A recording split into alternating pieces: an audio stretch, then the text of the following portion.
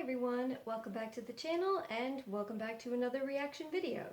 Today I'm going to be watching, reviewing, and reacting to Season 1, Episode 3 of Dark. Now before I get into this, I just want to say really quickly, as some of you may have noticed from a pinned comment that I had left previously on a YouTube video, a couple things. One, I'm going to try to avoid the comment section for a lot of these videos, at least for a little while, because I don't want to get spoiled on anything. And I've been warned that a lot of Dark-related YouTube videos are very spoilery in the comment section. But two, some of the early comments that I did see pertaining to the subtitles versus dubbing, again guys, you know, if you were making comments that were, you know, polite, respectful, and were saying like, oh, you know, I really prefer the subtitles, but whatever you want to do is fine, you know, totally understand, that's all good. But if you're gonna make comments about how, why can't people from the US or the UK ever use subtitles, or, oh, what, you can't handle the subtitles, or you can't handle reading and watching something at the same time? If you're gonna be like that, just don't be on my channel. I don't need you here, and I'm more than happy to block you, okay? I don't need people here being rude. It's not that big of a deal or a situation. Overall, just, I explained quite clearly my reasons why I was going to be watching at least the first handful of episodes using the dubbing, and I trust the perspective of the person that recommended this, and I completely respect if you disagree. Again, no problem with people who are respectfully commenting, but people being ridiculous, go somewhere else. And I just wanted to say that before getting into this, because I don't want kind of negative atmospheres surrounding my videos. And I do tend to be somebody who, if people are like saying shit, I sometimes will say shit back. But I prefer to have like a positive atmosphere in conversation, so just better to try to avoid that altogether, I think.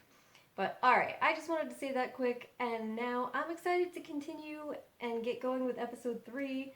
A lot of crazy things happened last episode. It's a whirlwind ride so far, and I'm just ready to get back to this. Alright, episode 3, here we go.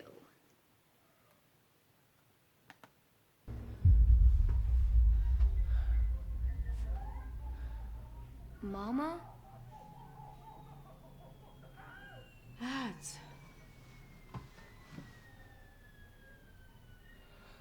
Who are you? My parents. Where are they?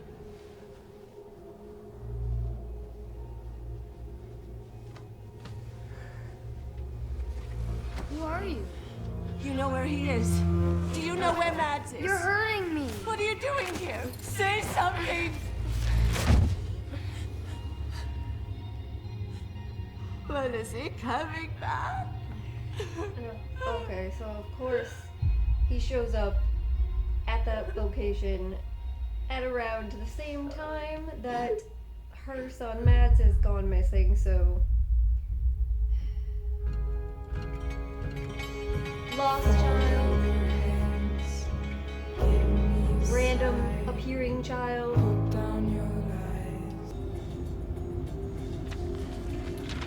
The future belongs to the bold, not to the doubters who are forever stuck in the past. Have you taken a look at yourself? You can't go to school looking like this. Sometimes I think you have no idea what I do. Food, clothes, fencing classes. Who pays for all of that? And you can't even bother combing your hair? Just look at yourself, not even caring that you look like a limp dish rag. Hello, Regina, I'm talking to you. This is a huge deal for me, and you won't spoil it. Positive parenting. The board's decision to entrust this post to a woman for the first time. Awesome. You know what the song's about? No. There's this guy who kidnaps a girl and takes her to the forest just because she wears red lipstick, and in the end he kills her. That's heavy. My dad says lipstick is only for prostitutes. Anyway, I like Nino D'Angelo way more than Falco. You know, Hannah, you're a big square. Come on, Katerina. Don't be so nasty. Oh, so that's Jonas's mom. What do you want? Weren't you at Ulrich's this morning? Are you new here? I'm looking for my mother. This isn't kindergarten. She's the principal here. Mr. Hubert? Well, he may be a fag, but I'm pretty sure he's not a woman, fool.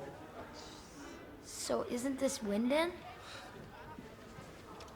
You're sure young to drop acid. You guys got history now? Jeez, your mom was kind of a jerk. Teenage jerk.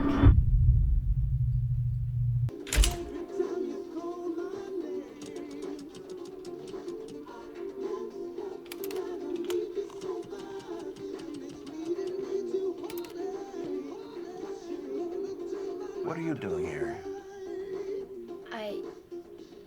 I'm looking for my dad. What's his name then? Ulrich Nielsen. Ulrich Nielsen? The Ulrich Nielsen? Well, he works here, doesn't he? No. And I'm quite sure he never will. Oh, this is some joke? Was this Ulrich's dumb idea of a joke?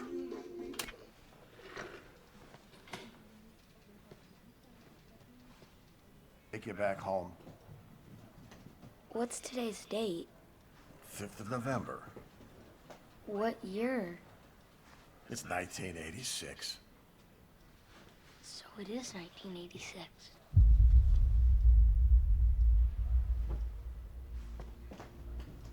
Gonna be like, well, this kid is maybe got a concussion or something. Something's going on with him. Tied him in. I have been that boy here. Can one of you come and collect him? Thanks. Someone will be coming here to pick you up soon and take care of that shin. And in the meantime, I'll go and take care of Ulrich. He won't be hurting you again. I can promise you that.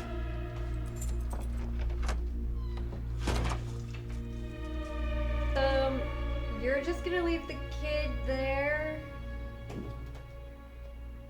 No further information gathering attempts?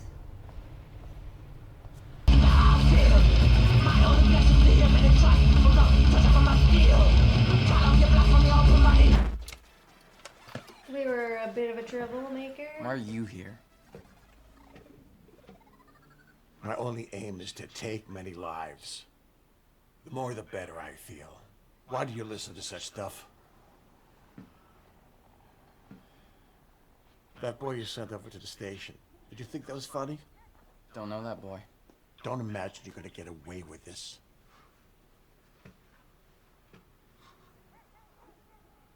Have we been drinking again? What's that? If you have been drinking... Just who do you think you are? I want to find your brother as badly as anyone does.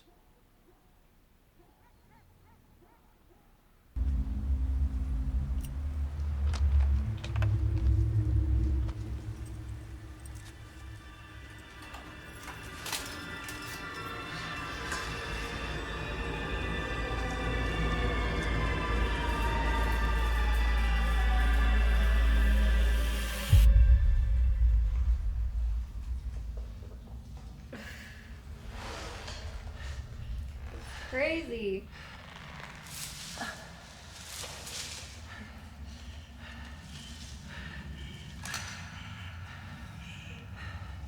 Some impressive rope work in heels.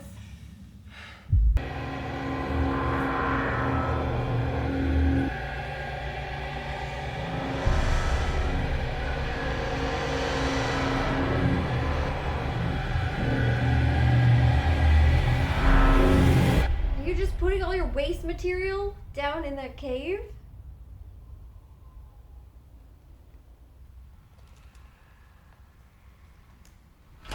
Seems horrifically irresponsible.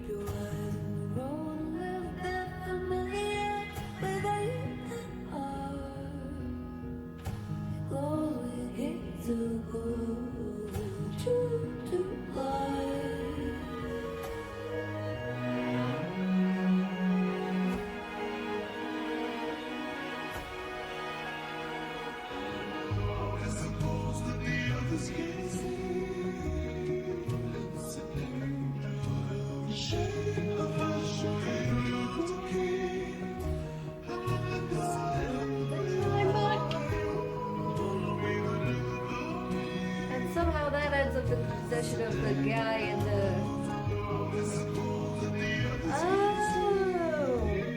That's who that is.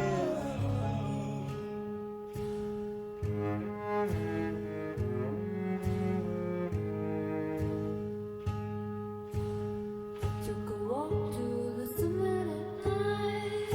Ooh,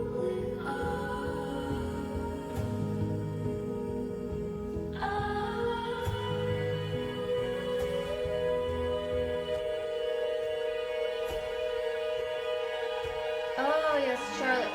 Okay. Okay, no wonder she was like... Because she'd seen the bird thing.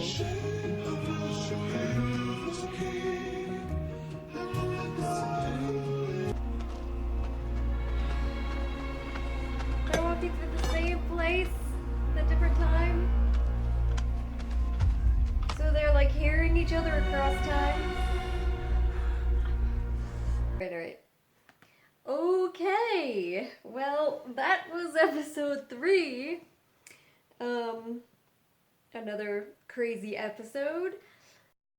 It's interesting and kind of a bold move on their part to take this episode after the first 2 and focus it entirely in the past and have it kind of follow, other than Mikkel, follow a lot of characters that we don't know.